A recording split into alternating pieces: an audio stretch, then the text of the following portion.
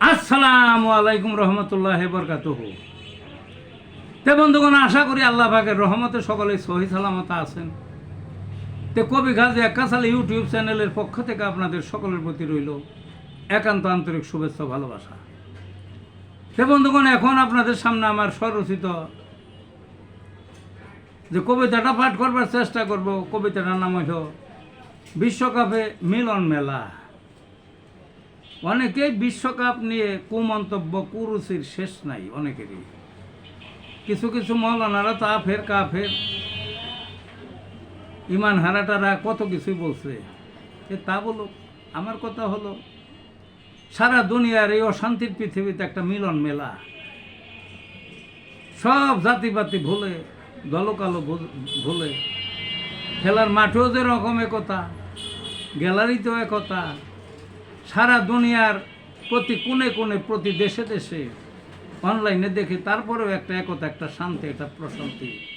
তাই আমার ধারণা যে যত মহা উৎসব বা উৎসব যাই বলেন, এইটাই সবচেয়ে বড় উৎসব। তা আসুন কবিতাটায় বিশ্বকাপের মিলন মেলা। বিশ্বকাপের বইছে বাতাস, প্রাণ এসেছে ফিরে, মানব জাতির মিলন মেলা শত কোটির ভিড়ে। খেলা দেখতে আকুল ব্যাকুল জাতিপাতি ভুলে, মানব দেহের আকার প্রকার দেখা মিলে মাঠে।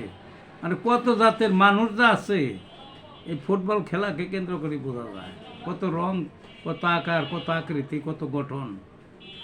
যা হোক, কালো ধলোর নাই ভেদাভেদে, সবাই খেলছে মিলে, গ্যালারিতে লাখো দর্শক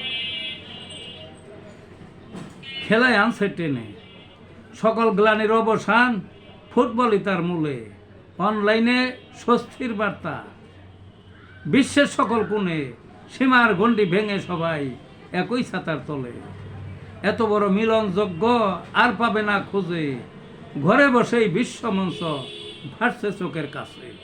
আহা, বিশ্বকাপে মিলন ঘটায় 4টি বছর পরে। ধন্য ধন্য ধন্য রেয়াজ, ধন্য ফুটবল তোরে, তোর জন্য এমন আসর মিলছে জগৎ জুড়ে।